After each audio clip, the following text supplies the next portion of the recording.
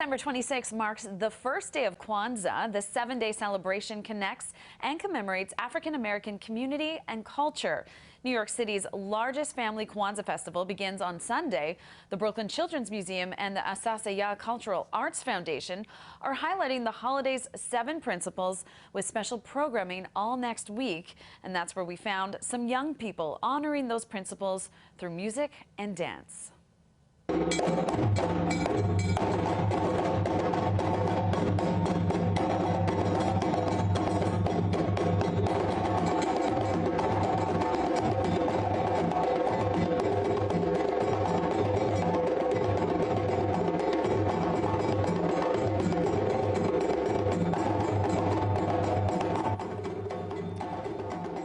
I love the energy, the symbolism, beautiful performers there, and we will have another performance coming up. But first, with me now is Atiba Edwards, Executive Vice President and Chief Operating Officer of the Brooklyn Children's Museum. Thank you so much for joining us, Atiba.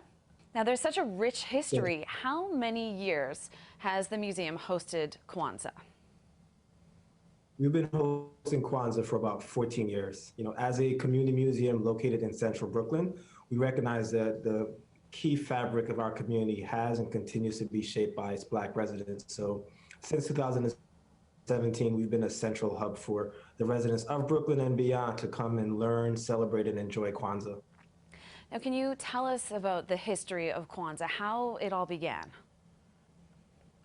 Yeah, so it started about 55 years ago in California State University. A professor there created this notion of bringing together families to celebrate 7 principles over 7 days and holding space for community building, community worshiping, community family, community gathering. So it was created as a way to enjoy families and celebrating themselves and each other. And so for those who don't know, if you can, list for us those 7 principles of Kwanzaa, and we'll also bring them up on the screen here for you. Of course. The first one, umoja, which is unity. Kujichagulia, self-determination. Ujima, which is collective work and responsibility. Ujama, which is cooperative economics. Nia, for purpose. Kumba, for creativity. And Imani, for faith, which lasts on the first day of the new year. And in addition to these principles, there are many symbols that are connected to Kwanzaa. So can you tell us about some of those? Yeah, I think one of the key ones is the knora, which is the candle holder. So that a candle gets lit each day to commemorate each of the principles as well. And it's often done around a celebratory table or a family gathering space. At times, elders light the candle with the younger ones, or younger light the candles with their family members. So it's a chance of families and communities coming together to truly light a brighter candle for their future. You mentioned families coming together. Why is it so important for young people, especially, to learn about Kwanzaa? Yeah, I think it's one of the celebrations that's becoming more understood and more celebrated amongst larger communities, but it's also one that's not commonplace. So the idea of Kwanzaa, it's not necessarily tied to a specific belief or religion. It's really rooted in one of the core aspects of community.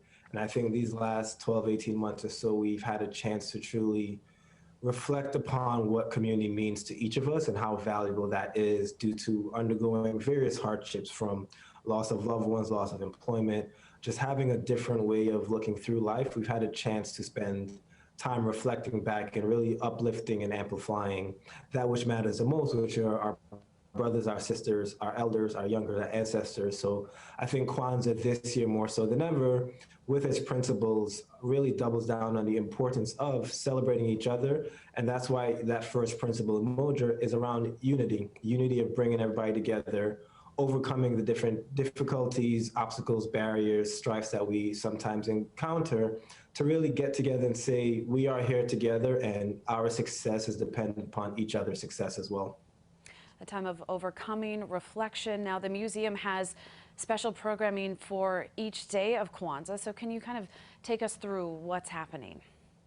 Yeah, I think we get started. Over my shoulder, you'll see djembe drums. So that's a key part of Kwanzaa, the musical aspect. So music, food, and community, bringing everybody together. So we'll have drumming workshops. Families can come up and learn how to play the drums. We'll have poetry, pottery, African dance, storytelling, and we'll also be celebrating it with cuisines each day as well for some local vendors. So using each day to highlight that principle and opening that day with reminding, educating, and informing all of our guests about what that principle is and why it matters, and writing out each day centered around music, family, and coming togetherness. So you'll hear and see the djembe drums throughout the entire week, in addition to some great programming from Asasaya as well.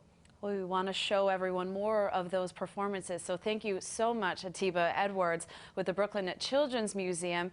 And as I mentioned before we go, we'll leave you with one more performance from the Asasaya School of the Arts.